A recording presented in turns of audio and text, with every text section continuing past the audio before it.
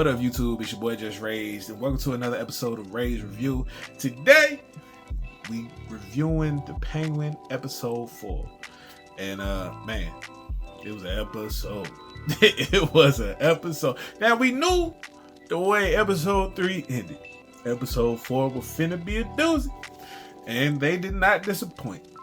The Penguin been on fire out the gate. You know what I mean? Episode 1 to episode 4 have been on point. This particular episode, I don't know if I would consider it my favorite episode. I feel like episode 3 is still my favorite episode.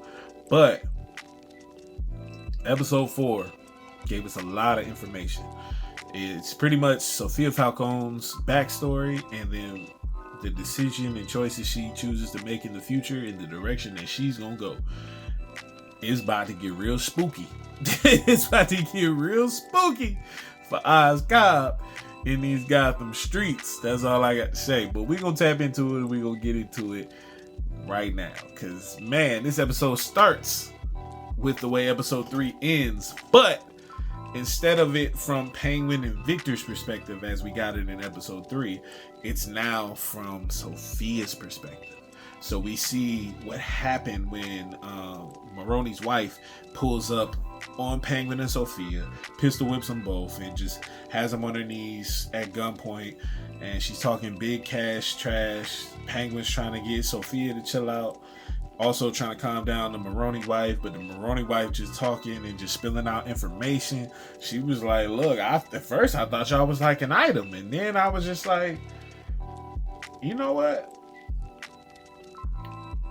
I don't know how I should feel about you trying to pin us the blame for for killing your brother. And Sofia's like, Penguin, what's she talking about? he was just like, just chill. And he was just like, she was like, what are you talking about? And she was like, oh, you didn't know. He killed your brother. And he was working for us and double-crossed us to get with y'all. And yeah, so all Penguin's hidden cards are now on the table. And then, of course, as soon as she spills that information, Sofia is losing it internally. You can see the gears. You can see the gears turning in her mind. Like, she's about to snap on this dude, but they both at gunpoint, so she can't really do much right now. Then we see Victor crash into one of the henchmen. We see Penguin punch another henchman and push the Maroni wife over, hop in the car, makes eye contact with Sofia. Is like, come on, we gotta go. And then they dip. And Sofia's still sitting there. She looks like she's bleeding from her head, so she might have a concussion as well. As probably a contusion or something like that. And you see her, everybody scatters, the Maroni scatter, and you see Sofia pull out the phone and call her psychiatrist friend / boyfriend / lover / I don't know if they really intimate or they just cool. But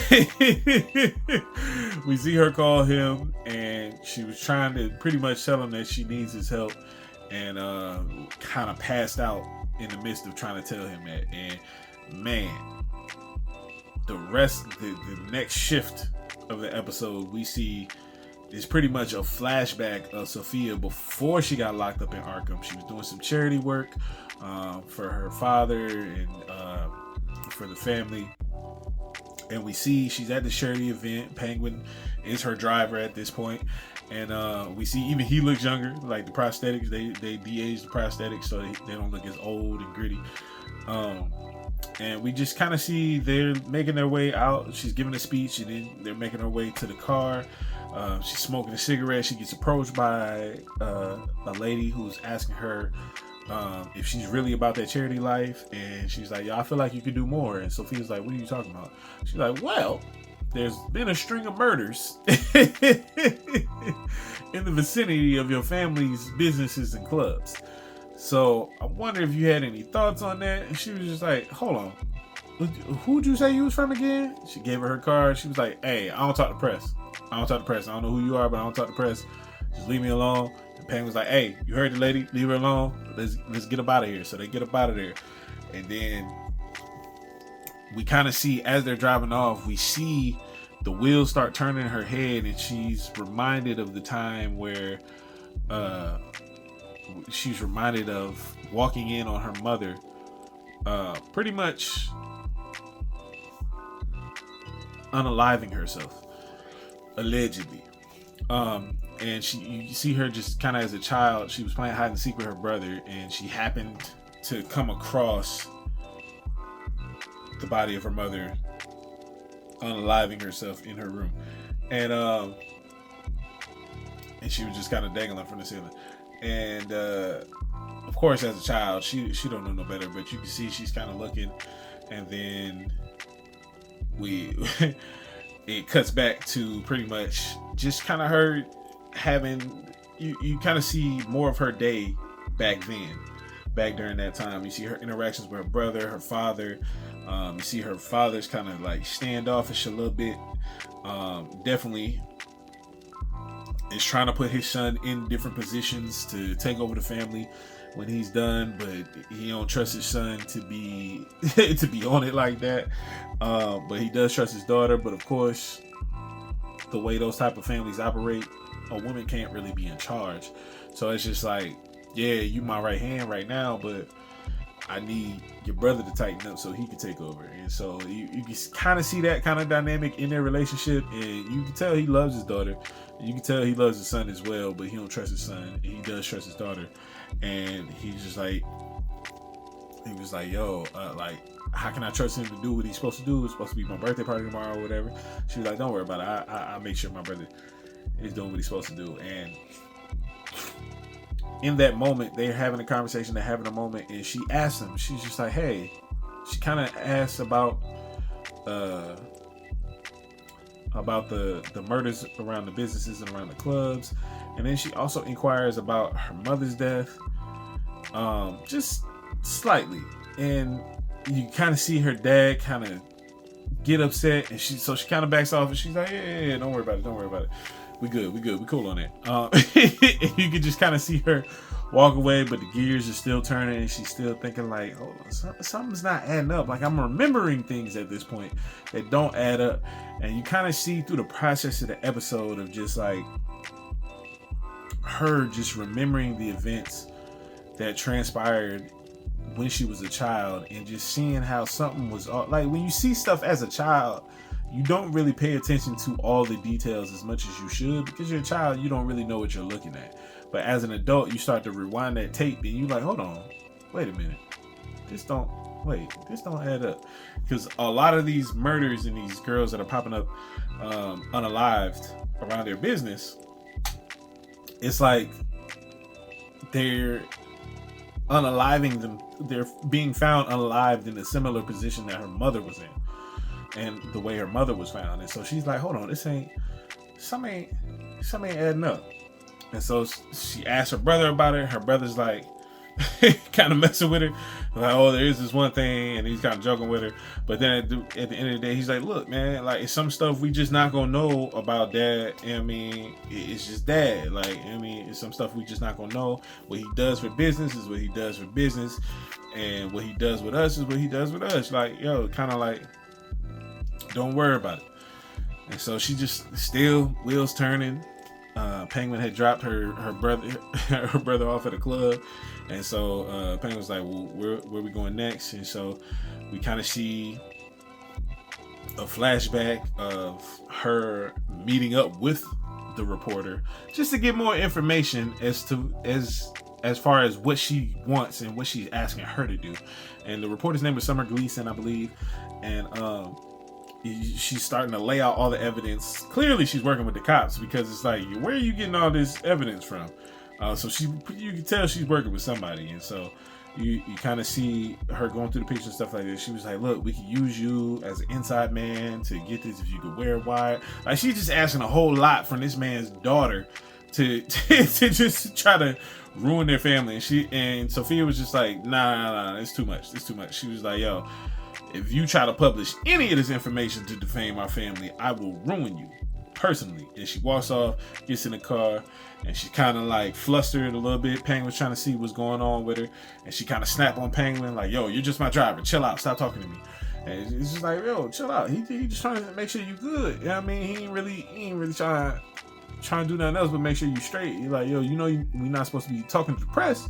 You over here having late night rendezvous with the press. Like, what you doing? And so they end up pulling off, going to the little birthday party for her dad. And you kind of see at the birthday party, you see Penguin kind of get her attention. And she was like, what's up, Oz? What you doing inside? You know what I mean? You're supposed to be by the car or outside chilling with the staff or whatever. And he was like, hey, well, your pops, you know what I mean? Your pops want to see you. And she's just like, kind of looking at him like, oh, you do he? So she kind of go in his office. And she knew something was up when Penguin said it. And then she kind of looked back at Penguin. And Penguin was kind of looking at her like, and as soon as she go in there and start talking to her dad just kind of calls her on all her BS, like, oh, you talking to the press? Oh, you trying to mess over the family? Oh, you trying to do it? And she's like, yo, chill. She's like, who told you all this? Penguin? Like, yo, he's just the driver. Like, I pretty much, she was being honest. She told the press lady to chill out and to F off, essentially. And it was just like, to do all that. She was being honest, but her dad wasn't hearing none of it. He was just like, oh, nah. We're not doing that. If I can't trust you, now you trying to betray me, you trying to report me to the press, you trying to put all my business out there. And then she was just like, nah. I never lose faith in you. I never lost faith in you. Even with the whole situation with Mom. Like, I never believed it was what it like. I never believed it was what it wasn't. You feel me? Like, I never believed it was more than what it was. And she starts to kind of, in confessing that, kind of starts to question her dad. He's like, right? It was just her doing that, right? He was like, he kind of looked at her and he was like, yeah, your mom was a she was a sick woman. You know what I mean? Like, she had issues. She was like, but I saw the scratch. You had scratches on your hands. And of course, when she remembered as a child, she saw that her mother's nails were like, I forgot what it's called, but they were pretty much jagged. And she saw the scratches on her father's hands when she pulled down his glasses, and he went to put his glasses back up as a child as he was holding her.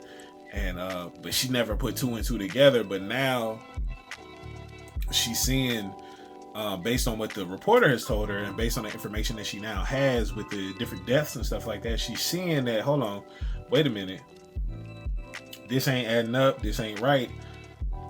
Why are all these people having the same type of unalivings with the same type of jagged fingernails, the same type of trauma to their necks, the same type of, and it's not a trauma from hanging, it's a trauma from like getting choked out, but it's being posed as a hanging as they're unaliving.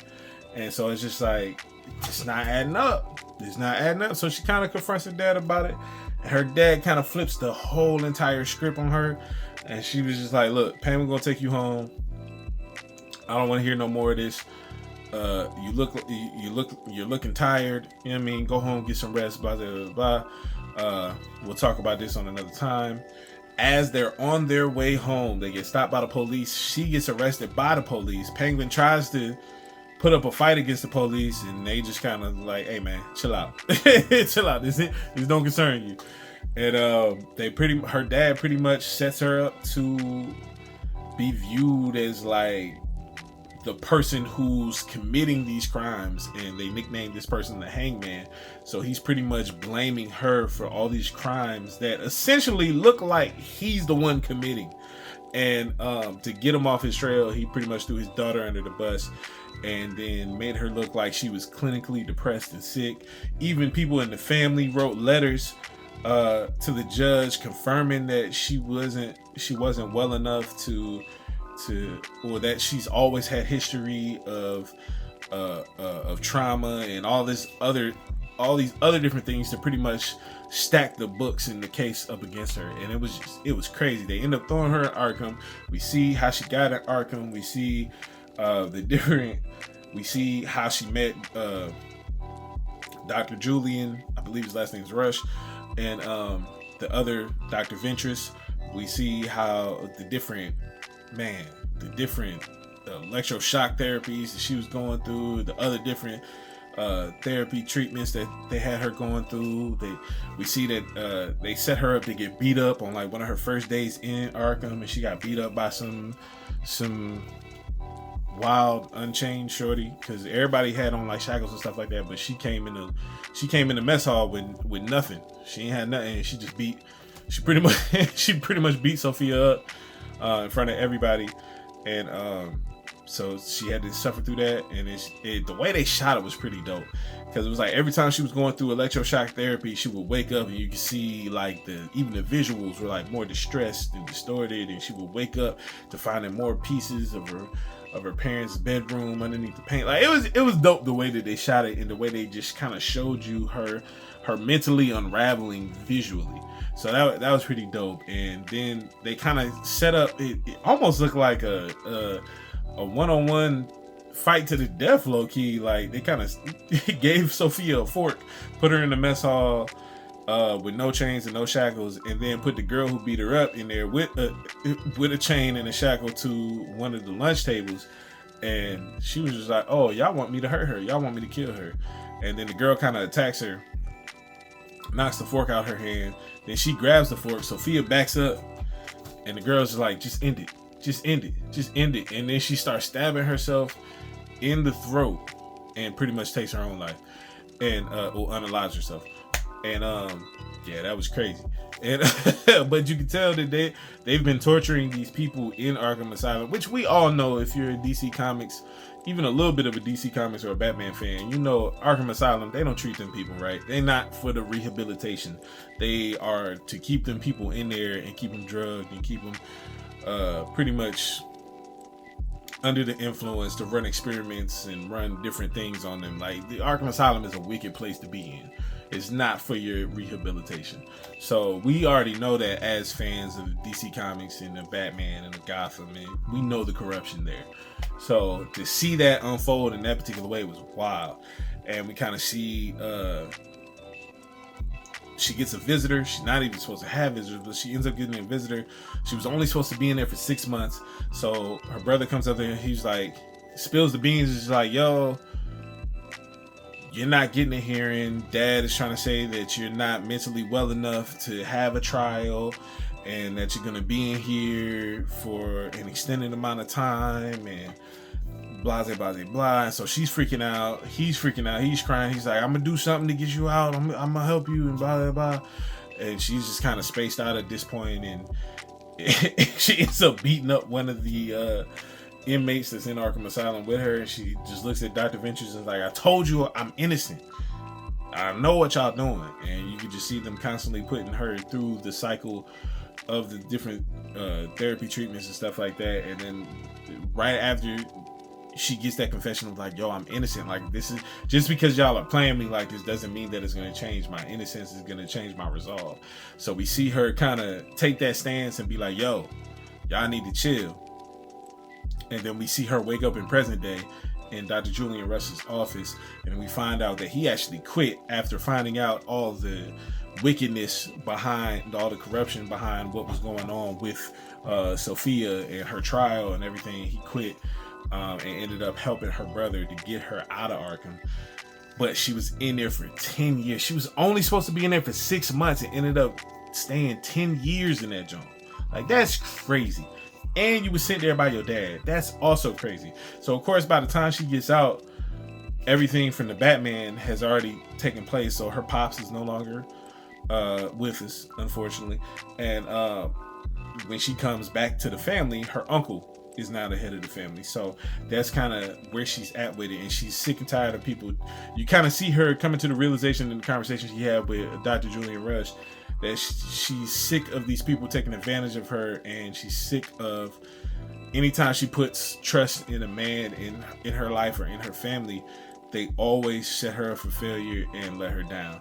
Whether that was Penguin, whether that was her dad, whether that's her uncle, whether that's any of the people in the family, at the head of the family. And she's just sick and tired of it. And so she ends up pulling up on the family during their family dinner, gives a speech. It just just kind of letting them know, like, yo, nah, we not. I'm through being y'all little patsy or whatever. Like, I'm through being y'all scapegoat and y'all somebody for y'all to just y'all punching bag and this, that, and the third. And it was just like, yo, yeah, this ain't gonna fly no more. And she ends up, we see her in a room. She lifts up the window, leaves it open, smokes a cigarette, throws a cigarette out the window. Then we see her later walking down the stairs with one of her nieces. Walks her into the greenhouse. They're reading a book. They're eating dessert.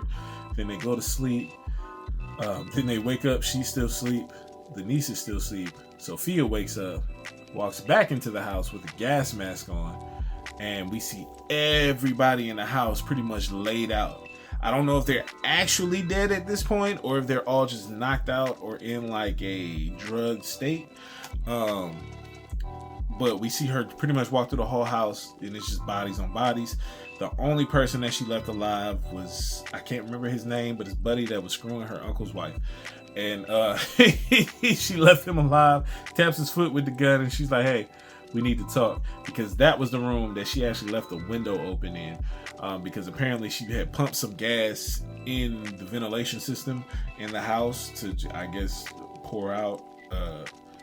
And I'm assuming she did that either right before she left with her niece, and then she got her niece out so her niece wouldn't have to be unalived like everybody else she had planned to in the house. And that's pretty much how the episode ends, with her tapping Buddy's foot and being like, yo, we need to talk. And so he's the only person in the house left alive. And this episode was actually dope, just to see her backstory, to see how everything played out, the way they shot it, the way they just kind of walked you down her mental unraveling, and just kind of seeing what conclusion she was coming up to, and just the way she was getting played by these dudes in her life. It was sad, but it was dope to see at the same time, to just see what happens when you push people too far, man. And so for this particular episode, I'm gonna definitely give it like a 9.5. Nah, I ain't gonna hold you. I'm gonna give it a 9.5. I'm gonna give it a 9.5. I was gonna give it a 10, but I'm gonna stick with my 9.5. This episode was phenomenal. Just to see her backstory, just to see Sofia Falcone just kind of rise to power in this particular episode. She started out as an innocent little girl, and now by the end of this episode, she is a woman on a mission, determined to figure out how she's gonna do whatever it is that she's planning to do. And I am here for it. I think it's only 6 episodes of The Penguin that they're shooting. It's either 6 or it's 8. I'm not exactly sure how many, but I think it's 6. So we either got 2 to 4 more episodes left. So I'm excited to see how this is going to play out. I don't know how Oz Cobb is going to get out of this one, but I'm interested and I'm tapped in. Let me know in the comments below how you feel about this particular episode. If you feel the same way I do, if you're excited about the series, have you watched the series yet? Have you seen The Batman? Let's chop it up in the comments about it. Are you loving this series? Because I certainly am. Don't forget to like the video. Don't forget to share the video. Don't forget to subscribe to the channel and hit that notification bell so you can be notified anytime we drop a new video. And never forget, it's free show to the show free. Let's get it.